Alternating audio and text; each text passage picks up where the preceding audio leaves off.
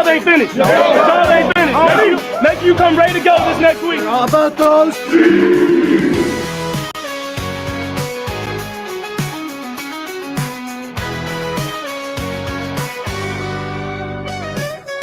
Are you ready for the best Kansas City Chiefs insight? Welcome to the Four Guys in a Bar podcast, presented by Chiefs Blitz and sponsored by Eric Haynes with the Eric Haynes Group. If you're looking for a real estate expert, call Eric Haynes today at 816-729-3785. That's 816-729-3785. Now, here is your Chiefs Blitz host, Nick Athan, with Lou Montagna, Andre Tillman, and Hense Todd.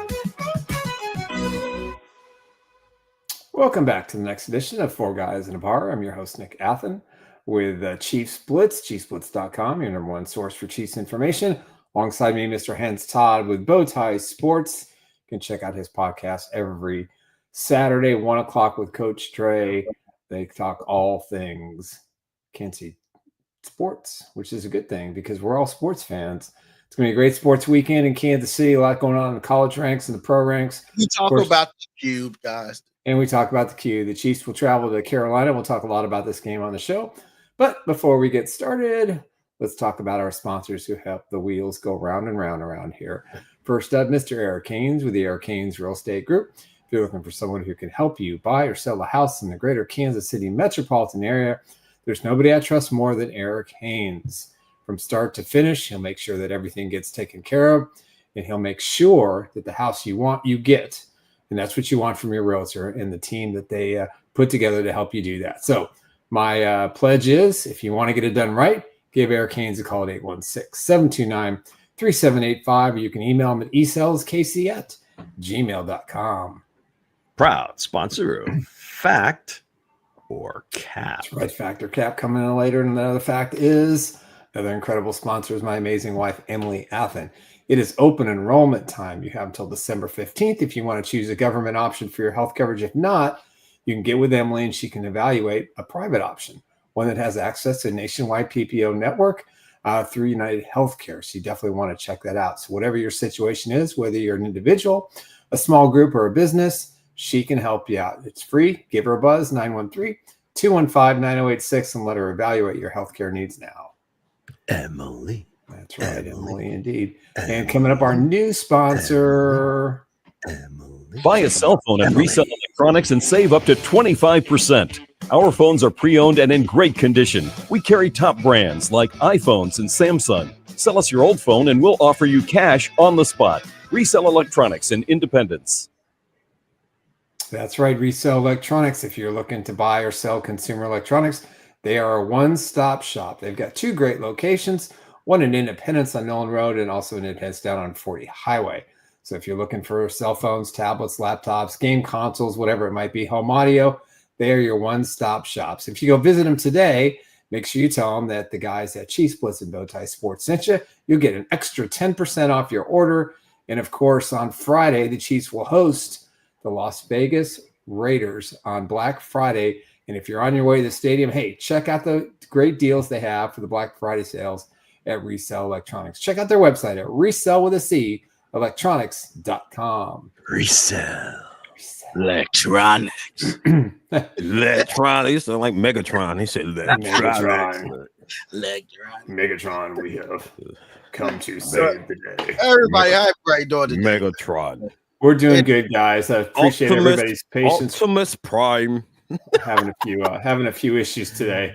I don't know what's going on in the technical world of things, but it's just been a little challenging this week for us. So we appreciate everybody's patience. We are back. It's Friday.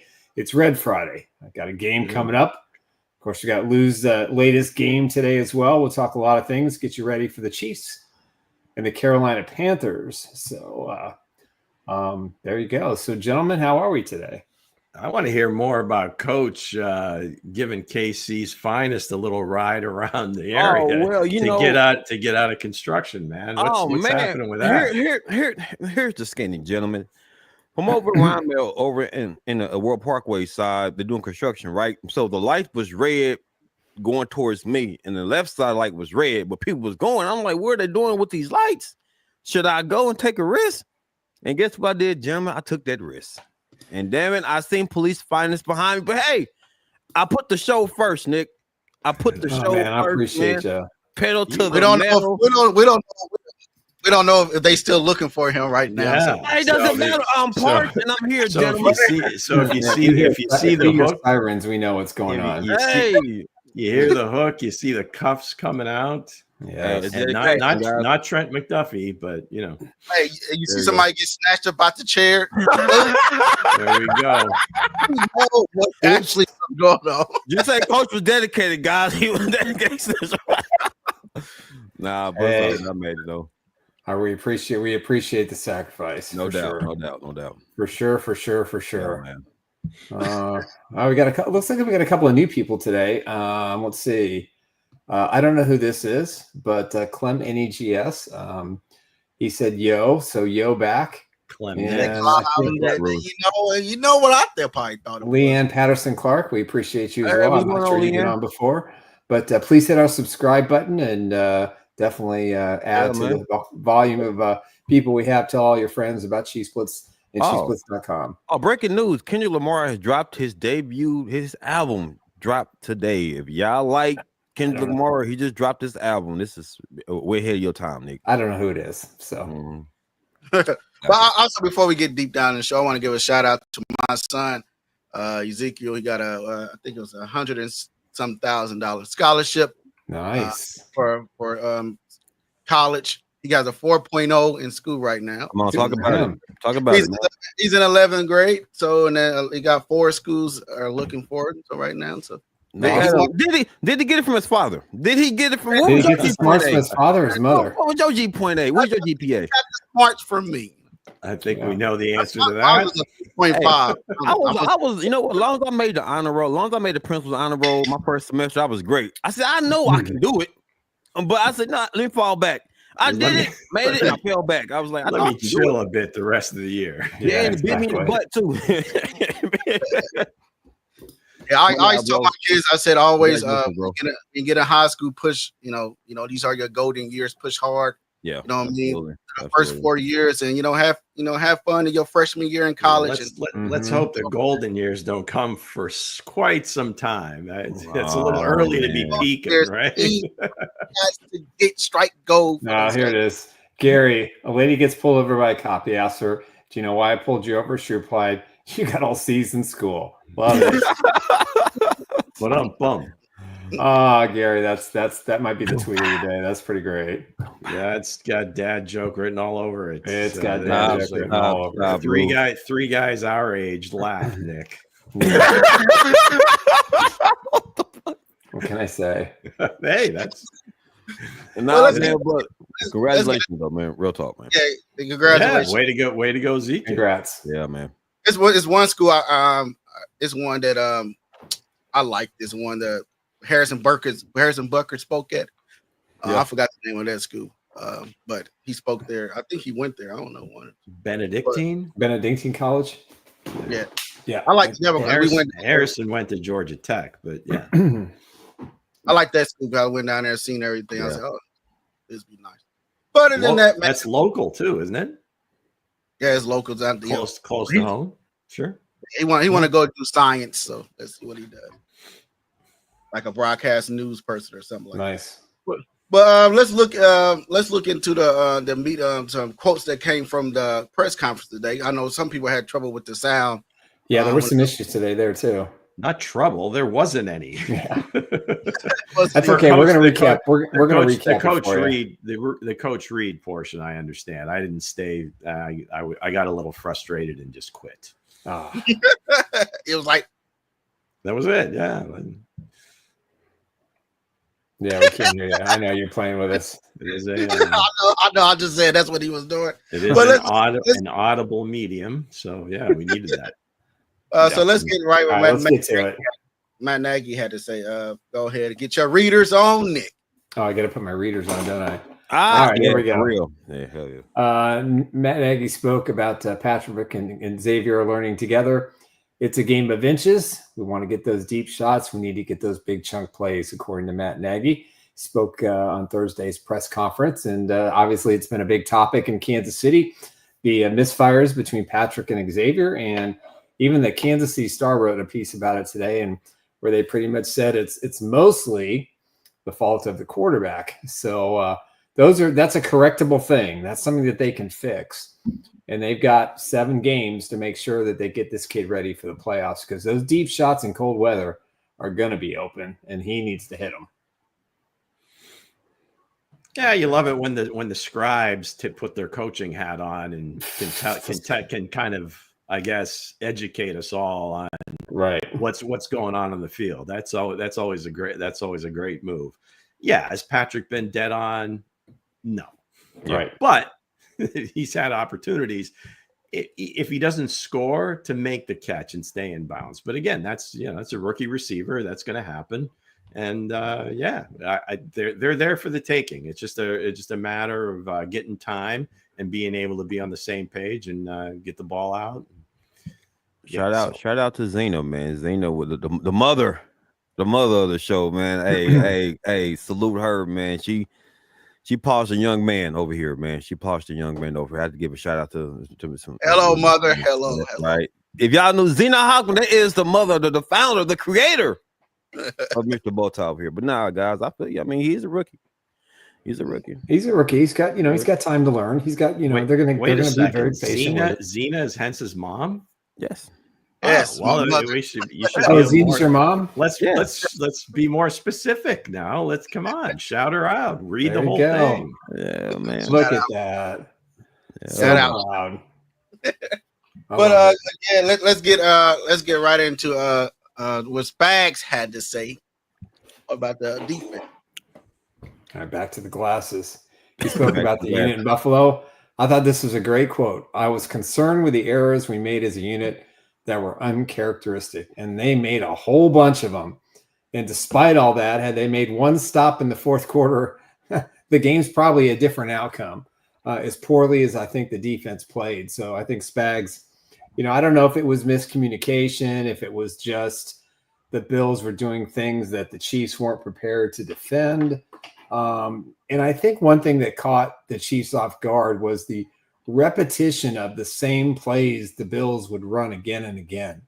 And I don't think the Chiefs did a very good job of recognizing those plays and, the offshoots from them.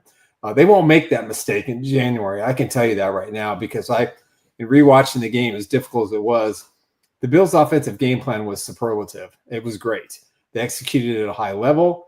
Even though they weren't running the ball well, they kept trying to pound the ball. They used Josh Allen. They got the play action pass going. They hit a few things deep. That's the best offense. That's the best they've looked all season. And I think they threw everything they had at the Chiefs. So in the rematch in January in Kansas City, more than likely, I don't suspect that the Chiefs defense is going to fall for that. Yeah, so, and we go back to Monday's show. I think we hit on it then. I think the biggest thing, it did seem like it was miscommunication, because that was the most disconnected we've seen this group in 2 years, where there were some people, it seemed like out of position or overplaying certain things. So those are all correctable things. Yeah. You're going to have bad games like that. That's when the offense has to pick it up. And again, with playing with such a short margin of error offensively, because of the lack of the big chunk plays, and you're going on these long drives, you got to play nearly perfect. So, Spags, I think he knows better than anybody what was going on there, and I think communication was probably the biggest problem. Man, they've been boxing for the last 3 years, man. Like, come on, it's just the Chiefs had to execute. Like I said, Mahomes missed some throws out there. Chris Jones had to be more dominant. George should have stepped up. I mean, but that's the Buffalo Bills. That's one they nemesis, man. Buffalo came out there, they executed their game plan at a high level. They did what they always do. Josh Allen came through at the end, did what Josh Allen do. Y'all know Josh Allen was gonna run sooner or later, but again, it comes down to winning your matchups, dominating your matchups, and that's exactly what it was. And the Bills won. Yeah. Well, they'll learn on 3rd and 2 and 4th and 2 that he's not going to throw the ball. They're going to run it. And they just have to fill their gaps and take their chances. I'd rather lose being aggressive than being passive. And the Chiefs were extremely passive defensively. How about passive aggressive, Nick? Passive aggressive. I just want to be. I wanted him to be more aggressive. Sorry, I got you. Again, we're just trying to make a little light of the situation. Yes, we've kind of beat the defense to death. Yeah, I mean, some days you get the Bears, and some days the Bear gets you, and that day wasn't so good for the Chiefs defense.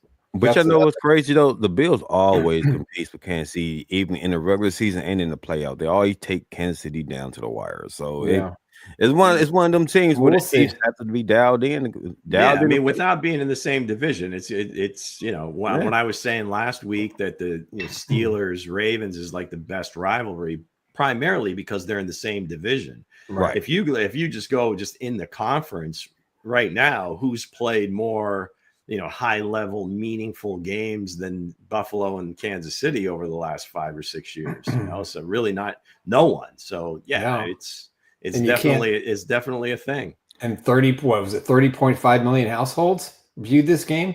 It was. That's insane for. Well, I think I had sent out. I don't know who posted it. Maybe it was Fox or somebody. But I think 4 of the top 5 rated games this year, the Chiefs were involved. Yeah, they're money. They're absolute. They're absolute. Money. I say the Bengals. It's crazy. The Bengals and Chiefs, Chiefs and Ravens, Chiefs and Bills. Those are the 3 teams they play every year because that's box office. These teams play. They might not play the Bengals next year. Yeah.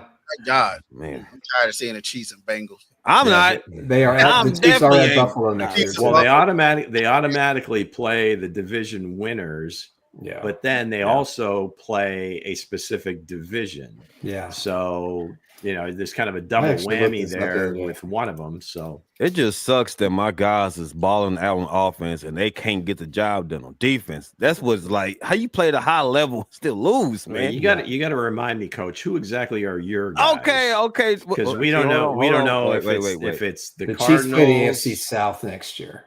The Cardinals is that's where my soul is at. The Burrows, the Chiefs. So the Cardinals is where my soul is at. I like Joe Burrow now. You know what I'm saying? Okay. Well, that's why I got confused when you said my. So okay. I didn't know which one. I didn't know out there. My good people. I apologize. Yeah. JB's my guy, man, but he's playing at a high level and they're losing. I don't get it. Let's get into what Dave Toad said about the kick before we go on. He's talking about the new kicker Spencer Schrader. He's hit a couple of 65-yarders in practice the other day, so he has got a really good strong leg. Obviously, they didn't need him to kick any field goals against the Bills. That may not be the case against the Panthers. At least I hope they give him a couple of opportunities just to get some experience. They've got a short week to face the Raiders on Black Friday, a week from today, and then they have a Sunday night game against the Chargers also at home the following week. So that could be pretty decisive for Kansas City to wrap up the AFC West. So he's going to be the kicker through at least that game. So there's a good chance that he's going to have to make a big kick at some point over the next 3 weeks. But Tobe has done a terrific job having to get backup kickers ready to go, with Bucker being injured a couple of times over the last few years. So I think Spencer will be just fine. Well, let's see it. Let's see him in a game make a kick outside of a extra point. He hasn't had the opportunity yet, but when he went back to the Bucker situation, how they had him scouted, because I think the suck up was still on the team at the time, and then he got hurt, and Bucker was like their number 1 rated guy, and I think he was on the Panthers. He was on the Panthers practice squad, right? And I think it's a similar situation with Spencer Schrader. Is they had him rated very highly, if not their top guy that wasn't drafted. So again, their scouting stat, and again, every team has a good scouting stat, whatever, but it seems like the Chiefs are pretty much on point regularly. So, hey, look, when you say that, it's crazy. You're like, yeah, man, it was on the scouting report very high on the practice squad. Like, see, there's potential in the practice squad. You just got to give them the opportunity. Just got to give them the opportunity, man. That's crazy. Especially with kickers. Right. Yeah. Buckner was suave. He got the opportunity. He became the man. So, yeah. I give him the opportunity. Yeah. I know Chiefs have some left tackle issues. One left tackle that's coming off of ACL. Breaking news here. So let's go ahead and read about it. Where's the All right, according to Ian Rappaport, former Arizona Cardinals Pro Bowl left tackle DJ Humphries, who is recovering from a torn ACL, has been medically cleared to return. He visited the Giants. He wants no part of that earlier in the season. It could be a key option in the event of a major injury. And signing DJ Humphries would not be a problem, as the team is listed with a $5.9 million salary cap, according to the NFLPA public salary cap report. So with that being said, breaking news, I am told that next week the Chiefs intend to bring him into Kansas City for a workout. It is possible that he could go to the practice squad. He would be good insurance for the left tackle situation. The Chiefs have really struggled with Kingsley Suamataia, and Wanya Morris has had a couple of injuries now they've been dealing with. What is he, 31? He's going to be 31, I think, in December. Mm-hmm. So for me, I think it's a good move for the Chiefs. There's already been a couple of former players have indicated that he's probably going to land in Kansas City. Plus, he's got DeAndre Hopkins here. He's got Hollywood Brown. Mm-hmm. He's got a couple other Chiefs players from Arizona that are on the roster. So my guess is they'll get first crack at him. Pretty much every Tuesday, teams work out guys on the street just to kind of see where these guys, where they're at physically. And then, in the case of, emergency, break glass, they know, what they have, so they don't have to be searching. And you always see it on Tuesday transactions, guys that were in, guys that get signed, and, practice squad and other places. I'd like to hear from Coach, if we could, please. Oh, most definitely. Why is DJ not an Arizona Cardinal anymore? Because of the injuries. He was banged up, and they were trying to go elsewhere. They were trying to go younger. And also, what we was running over in Arizona right now didn't fit who DJ Humphries is. So just from a schematic standpoint, he wasn't block a good fit. Differently in Arizona. Is that absolutely? It? Yeah. Is he a space tackle, or is he? What's his strength? What the fuck are we talking about? What? If you play left tackle, you can play left tackle. It's different, Lou. You're gonna zone block. You're going to gap block. What are we talking about? Lou, what it is, Lou? He used to clip Kingsbury. Excuse my French. I'm sorry. Let it out, Lou. Because here's the thing, guys. He used to clip Kingsbury. He used to that. He used to clip Kingsbury. And I'm saying clip left. So that was like, we don't need a clip Kingsbury guy. Lou said it right for me. Lou said it right for me. I was sitting here just looking at Drake like, what the? Honestly, for real. Honestly, though, for real. I think he should start for Kansas City. I think when you said they were going young, they wanted to go younger. That was good. I can live with that one. Hey, whatever. This is my guy. I know DJ. I know who he is. All right, very good. Okay. Hey, Lou. Okay. I know who he is. So what? Okay. So if he didn't fit their scheme, and for some, I don't know how or why. Let me stop beating around the bush. What kind of scheme would he? Let me stop beating around the bush, Lou. He sucks. As long as he doesn't have to. So in other words, you're not a fan of him coming to Kansas. Basically, I'm gonna be real with Lou. He sucked. Well, he definitely sucked. So is that bad, Lou? I'm trying to do what you do. I'm trying to show. So what he's saying is he doesn't fit because he's not good. He wasn't good at all. So I mean, are you by not good? I mean, lack of speed, just kind of slow-footed, or he just kept getting beat, man. All right, fair enough.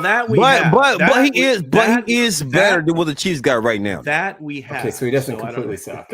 No, he don't suck, but he's better than what the Chiefs got. So yeah, I love it. I love the measuring table that we've all become part of these days. This guy got cut. Go get him, because he's got to be better than what we have. Goddamn right. At least he put hands on somebody. We'll see. I don't know. Well, like I said, Tuesday, it looks like they might bring him in for a workout, see where they are with the knee. People in the chat said bring in Denny Doms as well. Yeah. Who said that? Who said that in the chat? Who the hell said bring in Danny Doms, man? To do what? To do what exactly? To do what? Right. He's leaving the Giants because they have him playing safety on the look squad, Ben, you're right? for I mean, the it was veto. like He's going to be a Raider. He'll be a Raider. Yeah, that's why I said when I see He them. will be playing Friday in Kansas City. Hey. He will be the starting quarterback. Hey, you know what? Hey, on agree. Friday. Back to DJ. He might be a good fit for y'all. For y'all, who y'all are, he might be a good fit. I'm just saying. Yeah, He'll be a rookie. Let's get into our sponsor before we jump let's into do it. last. All right, let's first up talk about my good friend, Mr. Eric Haynes, with the Eric Haynes Group. If you're looking for someone who can walk you through the process of buying or selling a house in the greater Kansas City metropolitan area, you want to give Eric Haynes a call. He helped me and Emily find our dream house. It took 9 months. He and his team were fabulous. Answered every call, negotiated back and forth with the other realtor, and sometimes it got contentious, and he just said, don't worry, everything's going to work out, and he got it done. So give him a call today at 816-729-3785. You can email him at eselskc@gmail.com. proud sponsor, Factor Cap. Factor Cap, also another proud sponsor, is my incredible wife, Emily Athan. It is open enrollment time, so if you're looking for a government option, you have till December 15th. But Emily has a great option for you as well in a private sector. If you're looking for maybe something with a better PPO network, something with a lower premium and less deductibles and less costs out of pocket, you might want to check out what she has. But either way, she can walk you through both processes and make sure she helps you decide what's best for you, your family, your small business. So if you have insurance needs, there's nobody better than my wife, Emily. Give her a call at 913-215-9086. Emily. Indeed. And proud sponsors, the new group at Resell Electronics. Get the best deals on new and used electronics at Resell Electronics. TVs, laptops, Apple Watches, cameras, cell phones, plus so much more. And if you're into gaming, we carry new gen as well as vintage consoles. Resell Electronics in Independence. That's right, Resell Electronics. They got 2 great locations on Nolan Road and also down on 40 Highway in Independence. So if you're looking to buy or sell consumer electronics, got some old stuff you want to get cash, go in and they'll give you cash. You want to get some new stuff, you get a great deal on cell phones, tablets, laptops, game consoles, TVs, home audio, and so much more. And if you tell them the guys at the Chiefs Blitz and Bowtie Sports sent you, you get an extra 10% off your first order. Plus, Black Friday's coming up, and they've got some amazing deals, including a raffle where they're going to have a pretty good giveaway. So you definitely want to check them out. Give them a call today at 816-886-7285 or check out their website at resellwithacelectronics.com. Resell. Electronics. All right, I think the sarcasm portion of the show is over. So we turning this over to Lou. It's never over with Lou. It's never over with Lou. Never. That's it. We're done. Okay. Yeah, we ain't done, Lou. Is the band been bailed out? Are they out of jail? Do we have a band? Can we strike up the band? Let's strike up the band. Here we go, gang. It's Friday, and you know what that means. We're going with a little fact or cap. I'm going to read some crazy statements here. A little bit of a shotgun approach this week. I'm all over the place, but and we're going to decide, is it fact or is it cap? And maybe we give a little context or a little reasoning behind our leaning, either fact or cap. Okay, so let's start right from the top. There's going to be some coaching vacancies this year, of course.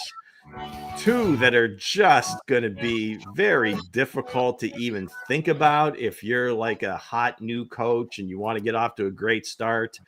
You got Jacksonville and the Jets. You got like meddling owners.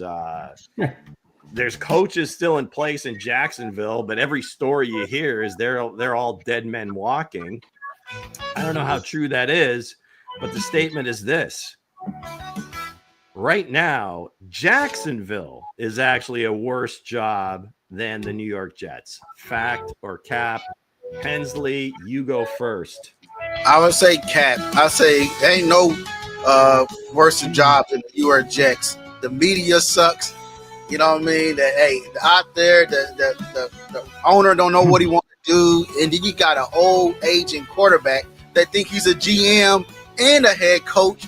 And still a star in the league. So if I'm a coach, I'm running far away from the Jets, Jets.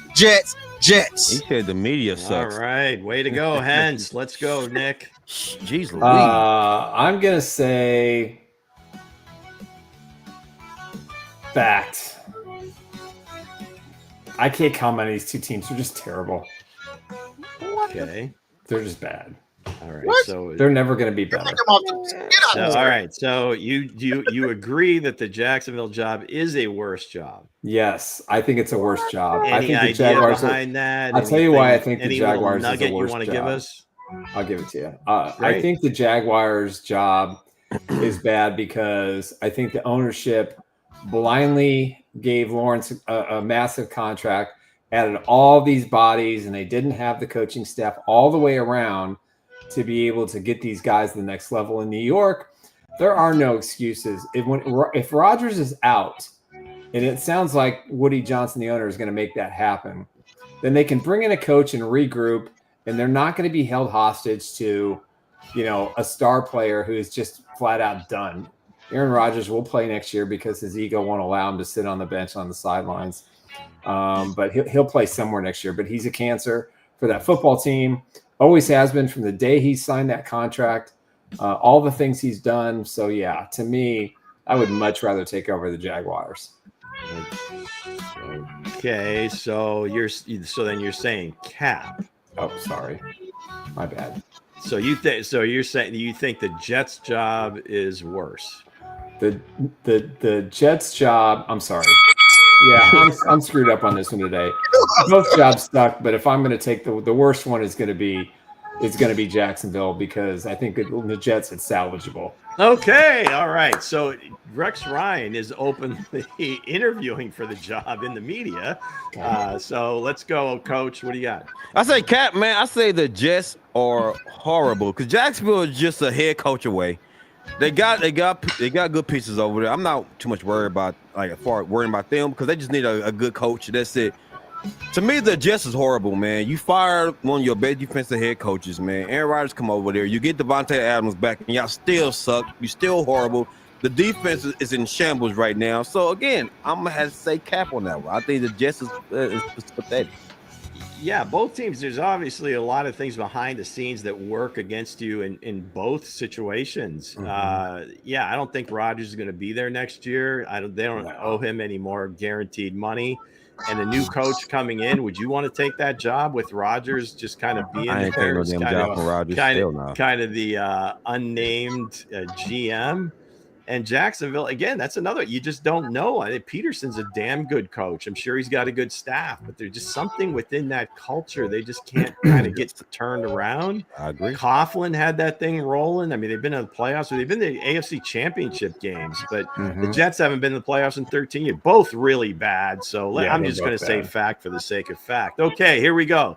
Another one that's going to be open, more than likely, is the Bears. And I know this is going to be music to Hensley's ears. The next head coach of the Chicago Bears will be Cliff Kingsbury. Ooh. Fact or cap? I would say Cap because he's going to turn that down to come over here and be the future head coach for the Kansas City Chiefs and be an offensive coordinator next year. So I would say you do know that Coach Reed signed an extension just this year. So 2029. Yeah, he's not going anywhere until then. I say just all right. Okay, let's go. To get the job. Fight on, Cliff. Fight on. Let's go, Nick. What do you got? Yeah, Andy's not going anywhere. He just signed a 5-year, $20 million per year extension. He'll talk about the Bears, okay? Let's Cliff Kingsbury will not be the head coach of the Chicago Bears. Okay, Coach. Hell nah, he's not because he's gonna get exposed. Well, he has been getting exposed this year. Wow, no. Cliff Kingsbury is only good for the first half of the season. The second half of the season is going to get exposed. I'm not saying. I'm gonna say that's true because the Bears could have had him as their offensive coordinator and moved him. I think they might be regretting the fact that they did pass over him to go with Shane Waldron. Obviously, they fired Shane Waldron, so maybe I don't know. Ryan Poles. He was a quarterback. There must have been something about Kingsbury that Cliff rubbed them the wrong way. But you would think he's getting back with Caleb might be a good thing, unless Thomas Brown is the real deal. But yeah, I don't see it happening either. I think Cliff's going to stay put for a while and then let that thing bake before he jumps back into head coaching. All right, so the next we have the Rookie of the Year, and we thought it was like locked away, solid. This was Jaden Daniels, award to lose, but lo and behold, here we go. Here comes guys like Drake May, but more importantly, more impressively, is one Bo Nix in Denver. Bo Nix has been lighting it up over the last few weeks, and every week he seems to get better. So here's the statement. Bo Nix is going to be the next Offensive Rookie of the Year. Not Jaden Daniels, not Ladd McConkey, not Marvin Harrison Jr., not even my guy, Tyrone Tracy, in Not even the New York Giants. Yeah. So what do you say, Hensley? I would say it's cap. Ain't no Broncos winning anything. Oh, hey, if you got a horse and a donkey on the side of your head, I won't say you will win anything. So I would say it's cap. I think Jalen Daniels still win from Washington. All right, Nick. No, I'm going to go with fact. I've been eating a lot of crow about Bowman Nix. I thought he'd be terrible. I thought the Broncos would have the number 1 or number 2 pick next year. None of that's going to be accurate for me.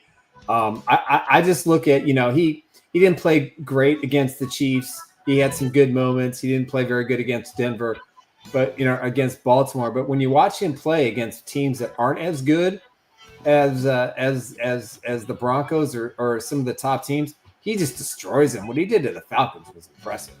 I mean, the Falcons' defense isn't horrible. They're kind of going through a lull right now. They're trying to find themselves, but to me right now, Bo Nix is the Rookie of the Year, no question. What do you say, Coach? Man, Bo Nix has stepped it up against the Kansas City Chiefs too. He was a special team away from beating the Kansas City Chiefs, right? Yeah. A special team away, and he's been playing at a high level in the second half of the season. And your boy Bo Jalen Daniels be look a little bit overrated. I mean, maybe Cliff Kingsbury again. But nah, I'm gonna say fact though. I think Bo Nix might be taking it. There's that Cardinals bitterness towards Cliff. Love to hear it. It's all I think Jaden Daniels. I think there's really the injury to me. Again, this is complete speculation that I think is a little worse than we expected. Yeah. Now they're coming off a bye. Let's see what they do coming down the stretch here. But I mean, Bo Nix is the come running guy, and if he's hot at the end of the year, I think maybe he gets it.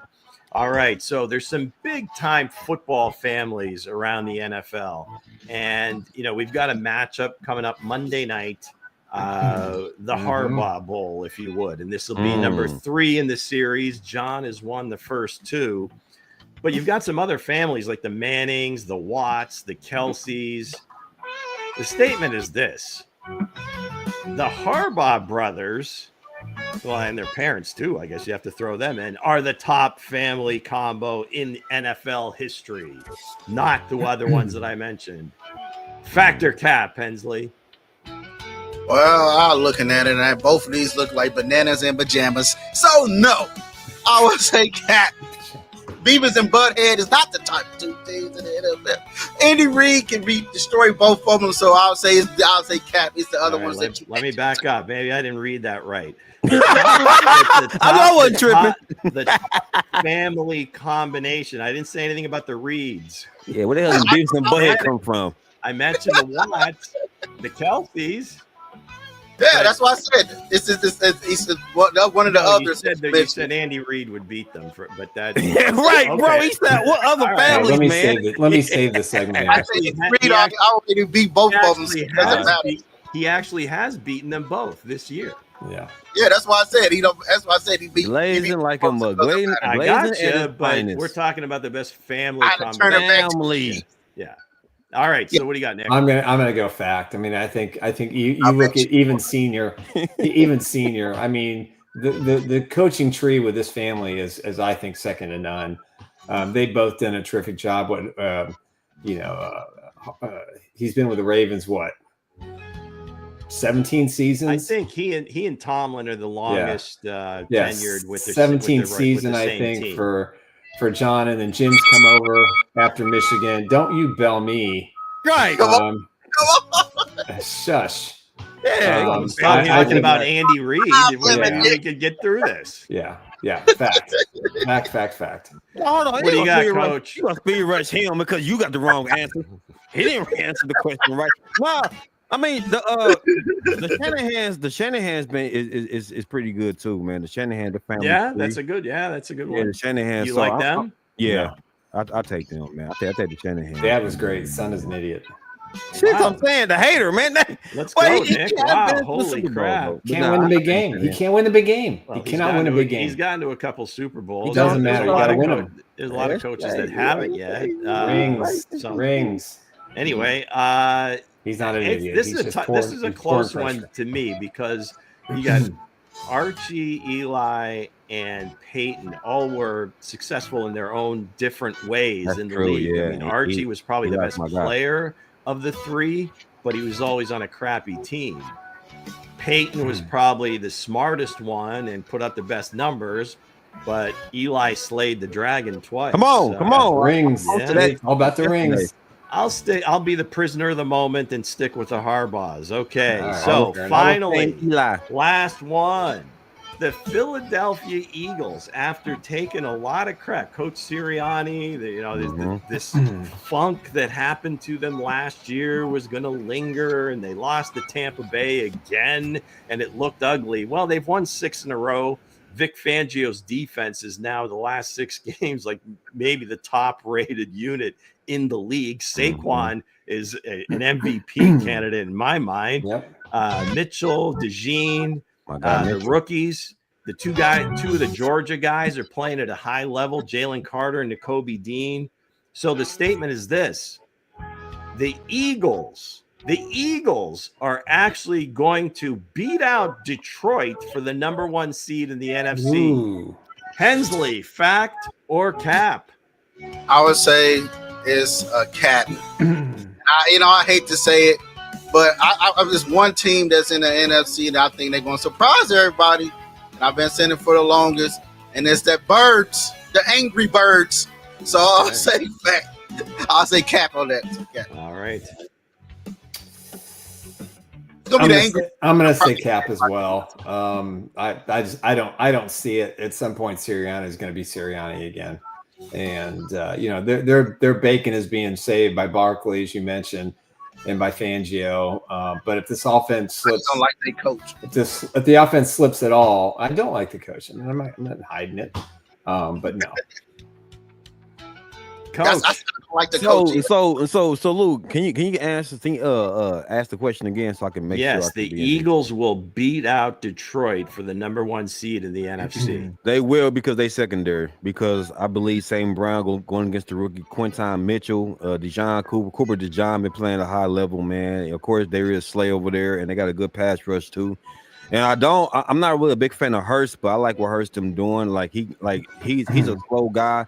He gets going pretty slow, but in the fourth quarter, the man's being clutch, so I can see them beating Detroit.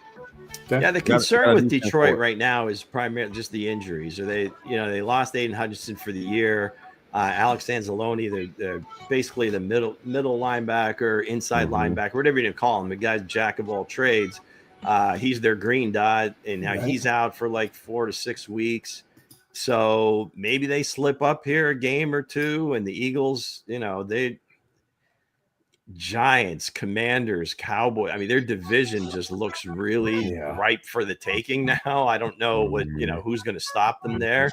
So it's going to be tight, but I'm going to go cap just because I've liked Detroit, since the Hard Knocks days. So I'm going to stick with them through this. So that's going to do it for this week's Factor Cap. Thanks for playing along in the chat section of the game, and you guys as well.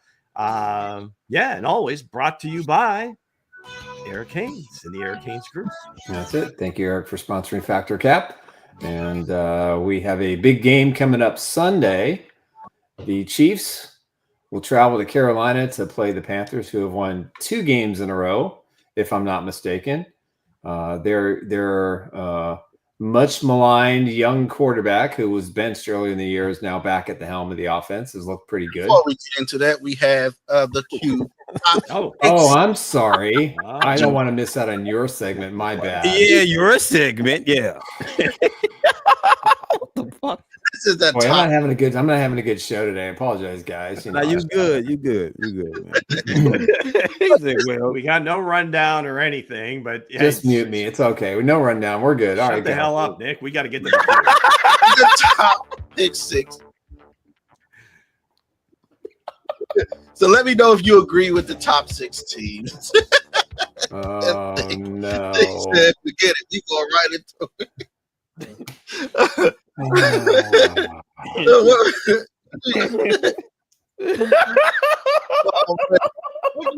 I think you two have like this secret. You guys must be in. You must be in the same room where you got the secret text messages going on. All right, let's go. Let's get it. What Lou said was I'll go ahead. The top 6 teams right now. Do y'all agree with the board? The Chiefs are number 1. The Chiefs always going to be number 1, right? Because they coming off the back-to-back champion. So that's why I still have that. If they didn't have that back-to-back championship, I would actually moved up Detroit to number 1. But because in case back-to-back, Chiefs are number 1. Detroit Lions are number 2. Buffalo Bills, after the beatdown on the Kansas City Chiefs, moved up to number 3. Surprise team that ain't been on the list all year is the Chargers. When I see what the Chargers did to the Bengals, I said, hey, the Chargers are a team to be dealt with, and they are moved up to the 4. Now the Eagles, we just talked about them. I was going to put them at 3, or I was going to move into, I'll keep them at 5. I was going to probably move Buffalo at 5, but I kept them at 3. And the Minnesota Vikings, I just put them there because I like their colors. Now, what you got to say about this list? What the hell?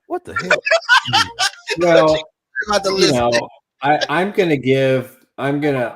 gonna push the Chiefs down to number 2. I'm gonna go with the Lions.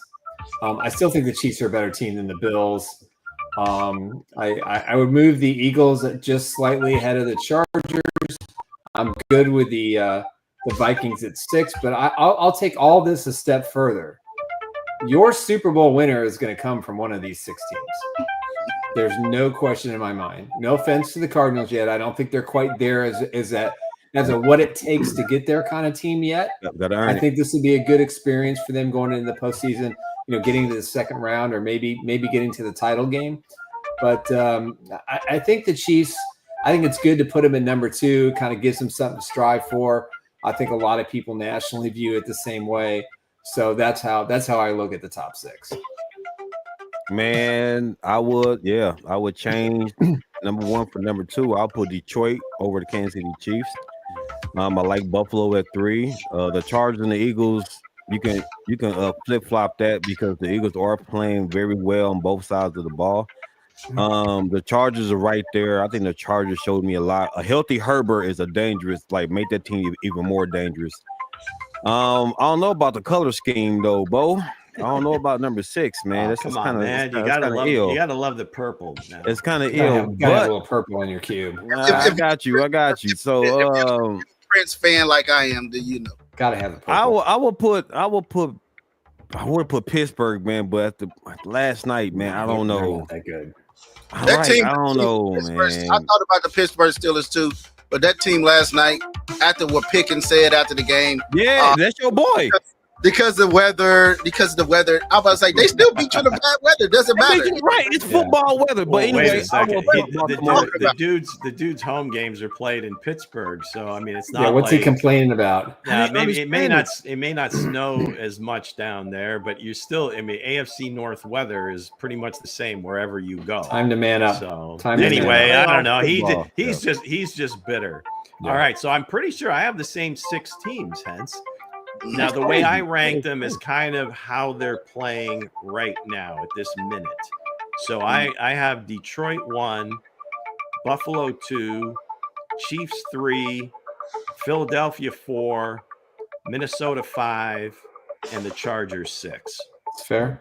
Yeah. Okay. Yeah.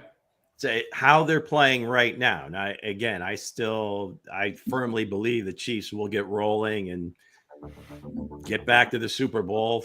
Somehow they're going to do it. But right now, I would have to say those teams are ranked ahead of them just the way they're playing at this moment. Yep, absolutely. No, I agree.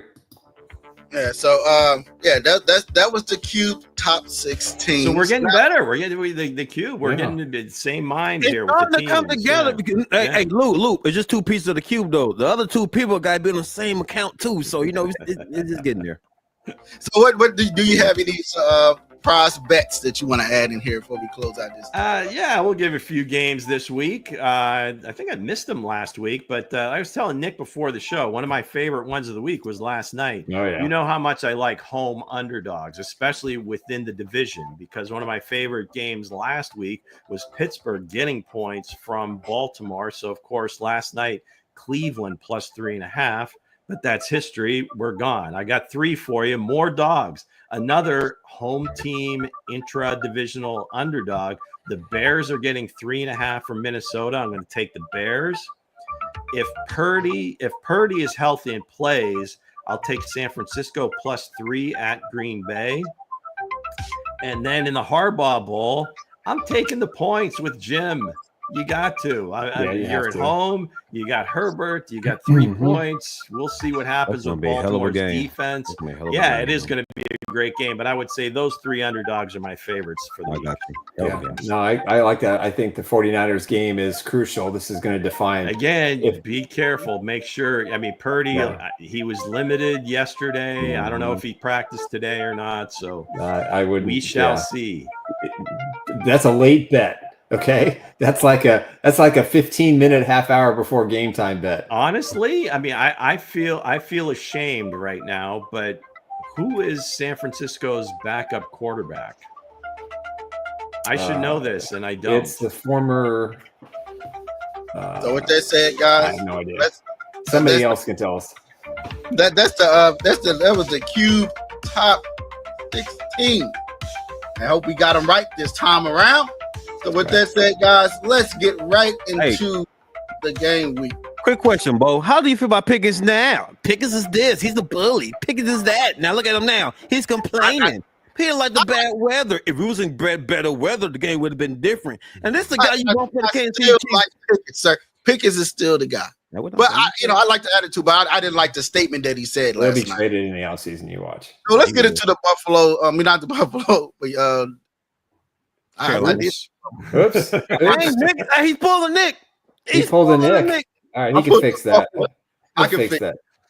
All right, so let's talk about the question. How do the Chiefs avoid a letdown against the Panthers? Thank you, Lou. Yeah. Lou we already know they didn't do a good they were let down against the Bills, so we already know that. Why don't we let Coach go first on this one? Go for it, Coach. I'm appalled. Really? What, you get first crack? All right, then forget it. I'll go first. Damn, I was just about to get started. When you say appalled, like okay. So here's the thing: is the Chiefs have to take this game serious and go out there and annihilate the Carolina Panthers. That's the only way they can get back to being the Kansas City Chiefs. Because if they let this team linger and get Bryce Young some confidence, and do got a good running back, and my boy Xavier Leggett on that side been playing pretty good. Yes, not playing good.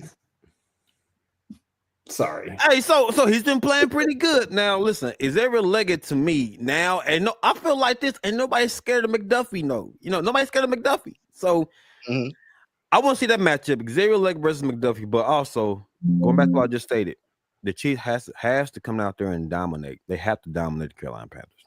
It shouldn't be a close game, and if it is, it's going to be a problem. It's going to be a problem. Yeah, go ahead and go for it. Yeah, I know you're fixing it. I don't disagree. I mean, I think the Chiefs, just based on who and what they are, I don't see this kind of slide that they had last year. Right. I just think they learned their lesson. This is a good opponent for the Chiefs to get well. Now, it doesn't mean they're going to win 45-10 and they're going to put up all these points. They just have to find some identity a little bit offensively. They have to, make sure that they, don't give the Panthers a reason to think they can win this football game. Mm-hmm. And that's the key to me. So even if they have a sluggish series or two to begin the game, if they come out and they put 4 or 5 really good offensive series together and the defense can get a couple of 3-and-outs and they can contain Young, then I think they can avoid the letdown. But if this is a fourth quarter game and it's under 7 points and the Panthers have the ball, chances are they're probably going to push the Chiefs to, a game-ending drive or having to make a big stop or block a kick. So you can't give a young team confidence. Right, absolutely. Bryce Young's playing with house money right now. he was dissed. He was thrown to the bench.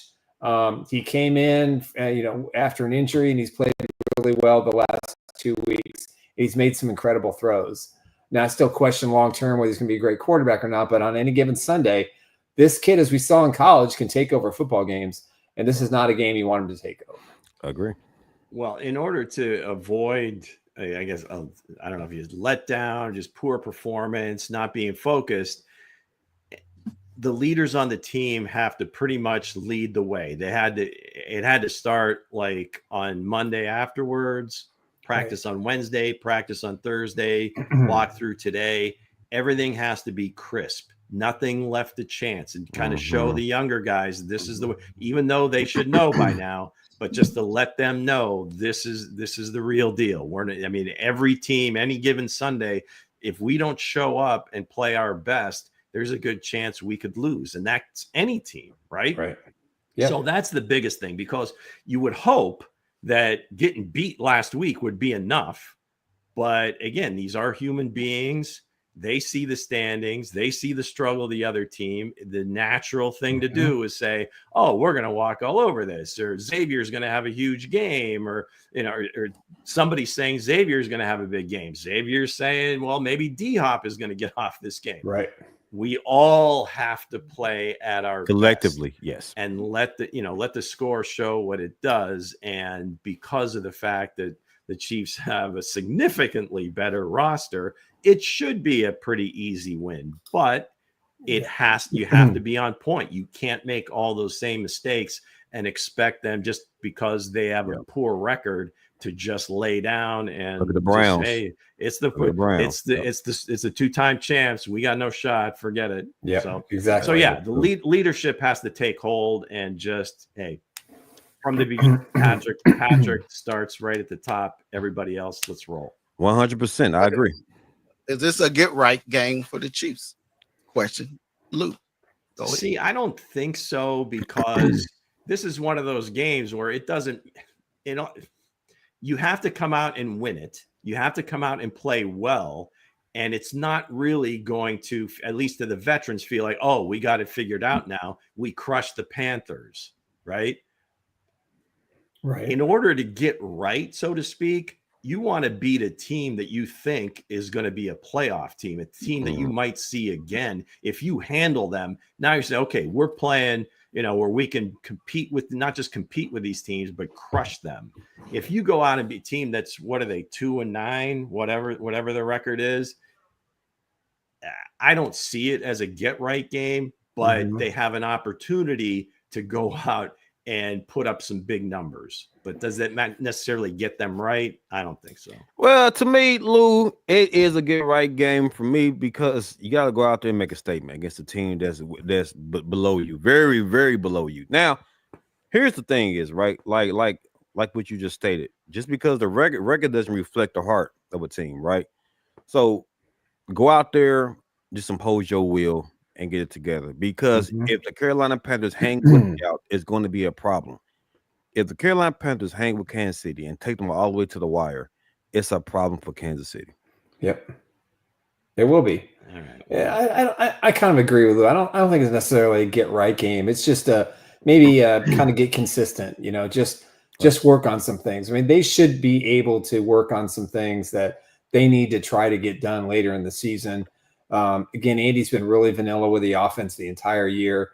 So I think that it's just a matter of, let's just go out there and let's execute better on both sides of the ball is your goal. Obviously, they believe they're going to win it, and they will win it probably. But that's what it has to be. Just make sure that you execute better than you did last week against Buffalo. Yeah, I guess it depends. Go ahead, Hense. I think it is a get right game. Actually a game that actually they can take advantage of. Don't let it be a trap game, going here and, come out later, turn it to 2 losses. But looking at this Carolina Panther team, they is coming off a 2 game winning streak. And they are actually filling each other out right now. They are like a rookie-based team. They got rookie receivers. Yep. You still say Bryce Young is a rookie. They got rookie running back, Brooks from Texas that's coming back off the practice. Coming back to practice. He'll be back, yeah. So he got Sanders is playing at tight end from Texas too, and he's playing very well. It's the Super Bowl, yeah.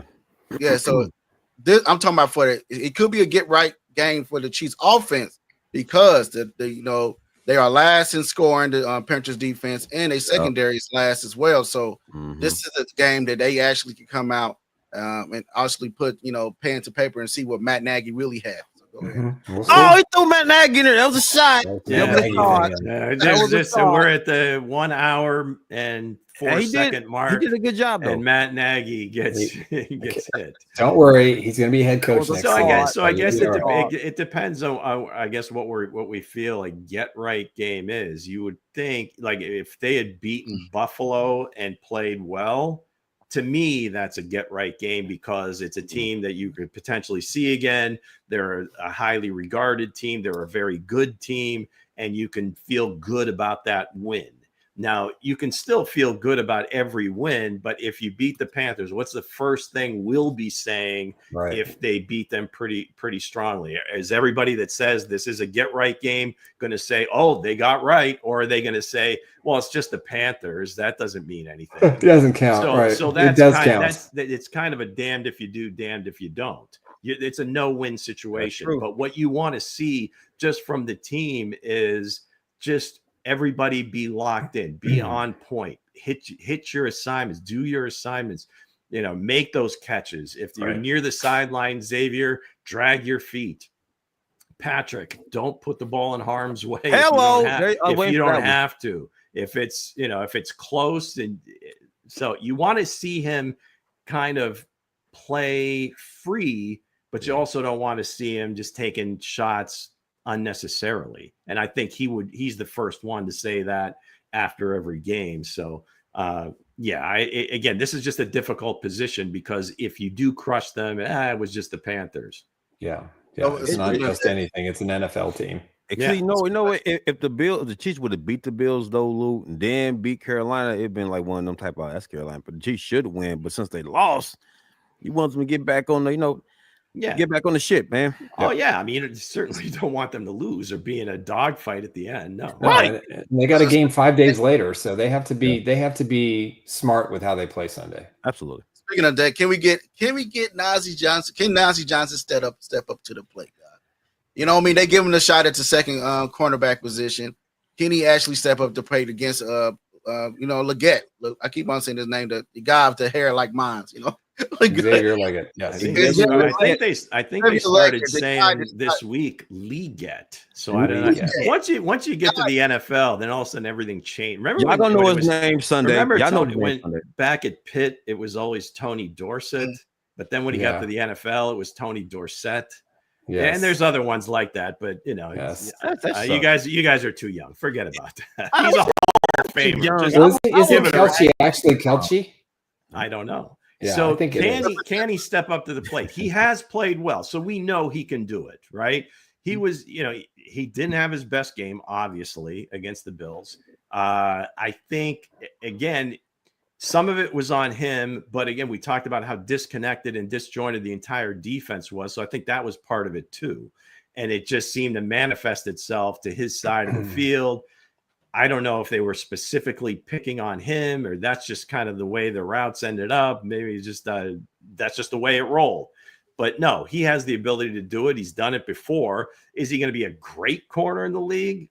I don't know. Will he be a good corner in the league? I believe he can be a good corner in the league. Yeah, I think. I think so too. I think that he's, he had a bad game. There's no question about it. The entire secondary had a bad game against the Bills. And credit to the Bills, they made the plays. And the Chiefs secondary didn't. So I think, again, that was a learning experience for a lot of those guys. They go up a really good football team. They have a great scheme this week. They can use more of their athleticism. I think the thing that you have to look at for Najee Johnson is, he's had a couple of injuries, coming back from the torn ACL a year ago, being injured in camp, missing most of camp, a lot of camp, struggled to kind of get back into rhythm. And then the Watson injury came about and they said, okay, here you go. And they threw him out there. So, he's just got to learn to kind of be using more of his natural skills, turn your head around a little bit, identifying where the wide receiver is. He's not going to be a jam. He's not going to jam anybody at the line of scrimmage. He's just not that kind of physical, but he's got great speed. He just needs to use it better. You know what? I think the other thing, and just real quick about the injury, that's an excellent point, Nick. You always see it. Somebody that comes off an ACL, it always takes like almost that entire season to get the confidence back in that knee. Now, I haven't noticed that on film or anything like that. I'm just kind of going off of just other guys. I mean, look at Kyler. How much better he is now than he was before, when he got injured and then when he first came back last season. So, and it happens with every running backs. You see the same thing, wide receivers and corner, where it's reactive. You have to have the reflexes. I mean, the quicker you get quick twitch, the whole thing. So if he's still not 100% certain on that knee, it's going to show up. But again, I have no issues with him. Certainly, if Jalen were to come back and was healthy, he would be in there. But for the time being, Najee, Joshua's going to get another shot to play too. So, So here's the thing with Najee right now, because I think McDuffie is going to cover Leggett, and like I said, they don't really have a lot of good receivers for Carolina right now, so it would be an opportunity for him to step up, because I don't think they're going to put him on Leggett anyway. I think it's going to be Duffy again. But I mean, this is going to be the game to see, like, whoever Nazee's holding, let's not make a name, right? So when I say about like what I'm saying is this: don't let Najee get beat. Oh damn, who was that guy beating Najee? Like, what was that? Well, we know now. We don't want that. We don't want that, man. We don't. Do you know that it's a loss? This will have to linger around. Who the hell was Beacon? Who the hell was Beacon from? Who the hell was Beacon from Denver? We know who he was now. We know who he is though. But here's the thing: they're all NFL players. So well, we're gonna find out. If you get they're pretty good. If you get beat, you're gonna find out. I think Spags pointed out two of those plays. There was. The saying always goes, and typically it's a quarterback that will say, there's no defense for the perfect throw. There wasn't. Right? Absolutely. And the one that Cooper caught on the sideline, the one that they challenged, there was no way, short of interfering with him, there was no way that ball was going to get broken up. Yeah. And there was a couple of them. Who the hell is GK? So yeah, I don't know the entire Carolina receiving core. They did trade your guy Jonathan Mingo to the Cowboys. And Johnson. I think Thielen was back. He's in that 21-day window of coming back. More of the crafty veteran getting open over. I don't think they've announced he's going to play or not yet. Right. So whoever it is, a lot of young players, and they're hungry and they want to make a name for themselves. Hey, you just said it right there. They hungry. See, this team right now, guys, this is their Super Bowl. They're going against the Kansas City Chiefs, so they're going to come out here and play hard. Right. Bryce Young go out there and make a name for itself, man. It's going. Is it interesting to see that the two young guys that got benched, when they came back, are starting to ball out? Yeah, Anthony Richardson a little bit, and Bryce Young looks a hell of a lot more comfortable now than he did before he got benched. So, maybe that's what they needed, right? So what's your 5 keys to victory? 5. Yeah, we all do one, and then we pick a fifth. I have one. And it's good, and it's mostly intangible stuff. And it's what I mentioned earlier: is the leadership of the team has to get in touch with all the younger players, maybe the first year players, guys that haven't been around that long, second year players, traded players, whatever, and make us feel like any other game against a good team, because these are all good teams. This one isn't quite as good, but we have to play to our best abilities. We haven't put our best stuff on film yet, so let's do that this week. As far as matchups, all that other stuff, I think that's all secondary. Much better roster. You don't have to look at, this matchup, that much. No. Just make sure we're all connected and playing to our best ability. Right. Yeah, I think for me, I want to see the first 15 scripted plays be successful. We've seen too often in against the Broncos and against the Bills Stop it. 50 Shades was wide open there, Hence. I want to see better execution of the 15 first plays on offense. Yeah. To me, that sets the tone for the rest of the game. Don't let Carolina make a name for themselves again on Sunday. No stupid turnovers. Hey, come on, man. That's all I'm saying. All right, what do you got? What did you say? What did you say? That's all I'm saying. What I'm saying is this. Okay. We should not go out there and we know who wide receiver number 2 is. Basically, that's what I'm saying, right? We know who we don't want to find out. Gotcha. We don't want to find out because we do. Can't see no for making people look good. I'm just saying, who the hell is Beacon? Who the hell is Beacon? But anyway, 5 keys of victory right now is play to Kansas City standard, right? Play methodical, 14-man personnel, run the ball, run the ball, complexion pass to 50 Shades, you know what I'm saying? Dink and dunk. Chris Jones, step it up, Chris Jones. George, would you really be happy in that though? What's that? The dink and the dunk? Playing the way that they've been playing against better teams. Do you want to see them kind of execute some of these plays they haven't been able to against better teams so it feels a little bit better? I do. But right now, it's the protection though, Lou. Yeah, oh, absolutely. Yeah. I mean, that's got to improve, and that's part of it too, is them playing against some young, hungry dudes. Yeah, man. But if it's not like Khalil Mack, Bosa, whoever they're going against, TJ Watt, all these Hendrickson from Cincinnati, every team they play, whoever those masked men were for Denver, Bonito, and they right. Hey, they lead the league in sacks. They're about to set a Broncos record. It goes back to 1984. They're about 15 short, and they've got 7 games, whatever, to play. So, but that's just it. That's where the get right portion, I think, now that I think about it, would have to come, is for those left tackles to come out of it feeling like they were able to do their job. Good point. And if that happens, then all the other stuff can happen. Everything come together. All right, Hans, what do you got? I say the 5 keys to victory is, number 1, feed Xavier the ball, man. Give him the ball much more. Let's just don't have him going running deep pattern routes, have him just going sideline routes or this and that. Give him the ball. I want to see him. I actually want to see him. He was good in special teams coming out of college. Let him return a kick. Let him return a punt. Get him like you did Dante Hall. Dante Hall. Well, Dick Vermeil was the head coach, young man. I don't say Dante Hall and Tyreek Hill. Put him back. Let him get going and let him get the feel of the game. Let him learn that when bullets are flying his way, everybody's coming towards him. Let him learn. I got a question for you, Hans. If he got blown up on a punt return, remember, there's going to be a lot of questions. We cannot lose any more receivers. Hell nah, maybe I put Nico out there. What the hell are we doing? Hey, I was just saying. Now, if it's a Super Bowl and they're down 10 points or 14 points, and like they're looking for a little spark, you do it I'm going to situationally. edit this one. He said put him out there on special teams, man. Yeah, I said put him out there like a one, like when you need a spark or something.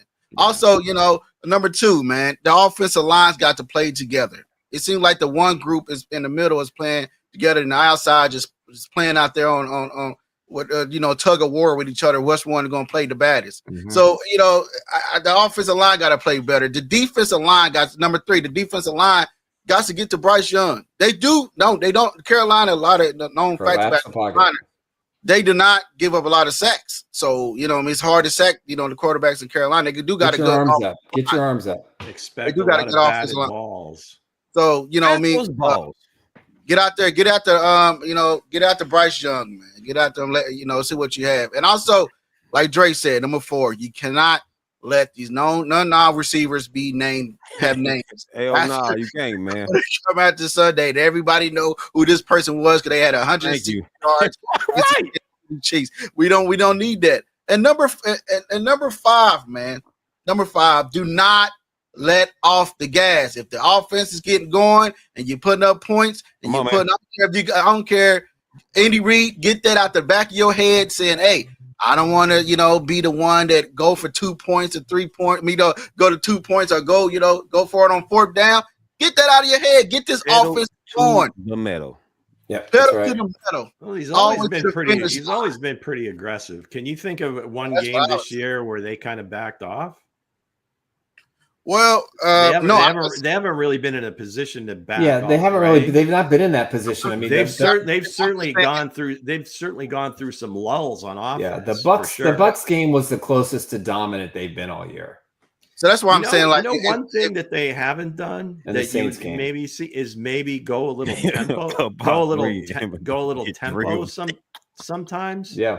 Instead, because it's like so methodical that maybe that would get them in a little bit more of a rhythm if they started going maybe like a 2-minute mode just in the middle of a game, not the whole game, but just like say in the first quarter or something. Let's go 2-minute mode, like on the second or third drive. And see if we can get a quick score. Hey, pedal to the metal, do not let up.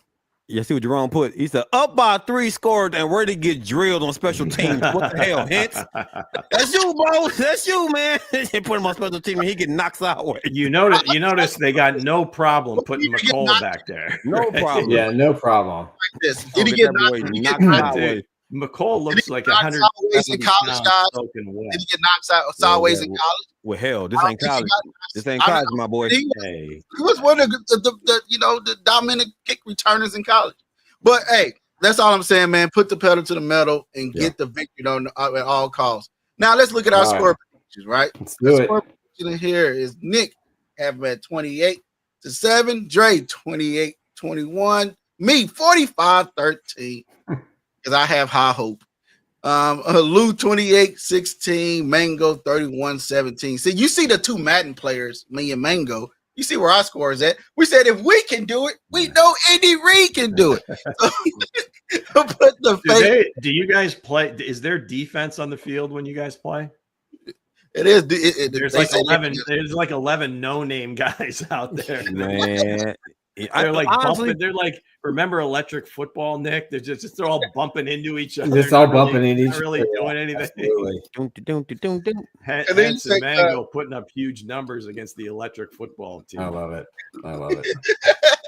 And Mango said, "Hey, I'm gonna get me one of. I got to get me one of those. I used to have one. A buddy of mine's got. But that's our 5 keys to victory, man. If you got some, man, put it in the chat. There's a lot more. I think there's a lot more than 5, but we'll see. We hit them all. I think we hit them all. I think we did too. Let's get into our sponsors before we close that. All right, one more time. Let's talk about our great sponsors who help the wheels go around here at the Four Guys in a Bar podcast presented by ChiefsBlitz.com. First up, Mr. Eric Haynes with the Eric Haynes Group. If you're looking for someone who can help you through the process of buying or selling a house in the greater Kansas City area, he and his team are top shelf. You want the top experience, you want the best experience, you want the number one experience, give Eric Haynes a call at 816-729-3785 or email him at esaleskc@gmail.com. Proud sponsor of Fact or Cap. That's right. Another proud sponsor is my incredible wife, Emily Athan. If your small business or your family is looking for better health coverage, there's nobody who understands the market better than my wife, Emily. Whether you're looking at a government option, open enrollment will expire on December 15th. But if you want a private option, she's got a great plan available to you to see if this is a good fit. Either way, let her evaluate your current plan and see what's best for you and or your family. Call her today at 913-215-9086. Emily. Next up is our new sponsor, Resell Electronics. Get the best deals on new and used electronics at Resell Electronics. TVs, laptops, Apple Watches, cameras, cell phones, plus so much more. And if you're into gaming, we carry new gen as well as vintage consoles. Resell Electronics in Independence. That's right, Resell Electronics. They got 2 great locations on Nolan Road and South 40 Highway in Independence. If you're looking to buy or sell any kind of consumer electronics, this is the place to go. If you go into the store, tell them that Chiefs Blitz and Bowtie Sports sent you, and you'll get an extra 10% off your first sale or first purchase. And again, check out their Red Friday sales on your way out to the game on Friday. Their Black Friday sales are going to be pretty great. Plus, they're going to have a free giveaway for something really, really cool. Check out their website at resellwithacelelectronics.com. Resell. That's right. All right, guys. Great show. It was good topics. Remind everybody we'll be back on Monday at 1:30, Wednesday at 1:30, and then Friday will be on at 6 o'clock Central Time. And we'll review game post after game, the Raiders. And the Raiders. All right. So is this, and not to get too far ahead of ourselves, of course, we're one game at a time. Focus, be where our feet are, whatever other cliche I can put into this. But the Raiders on a holiday, is this where the whoop ass comes out? Right? I don't know. This is where the spanking of the ass That's comes. spanked last year. The Chiefs did. So I'll put it like this. We have a pregame show that's on Sunday. Me, Mango. There you go. Pregame show Sunday. Me, Mango, and Coach Dre. And Saturday, don't forget to pregame hangout. Come and watch me and Coach Dre go over all sports topics here in Kansas City. So with that said, guys, thank you for watching. Thank you, for excuse us for being late. And thank you guys. Also, shout out to my mother and everybody that joined in. And everybody, like Paul, whoever else is on here, Paul Wall, Jerome, Kenny St. Clair, Demetrio, GK is out there, Ikoe's out there, Jerome, Kenny St. Clair, Ruben. Let's see, who'd I miss? Mrs. Hense's I have no idea who that is, so we appreciate that. Paul, of course, is out there, and Nick Patrick Slyman, my good friend, is out there as well. Chief is out there. Zena Hopkins, of course, thank you so much. Paul Lorenz is out there as well. So again, we appreciate everybody so much for being part of the Blitzers, and we appreciate it. So please please subscribe. We look forward to being around a long time and talking Chiefs football with all of you. You guys take care. Have a fabulous week. Expect to see a lot of this from the Giants this week. Tommy Cutlets back on the field. Let's go. Let's go.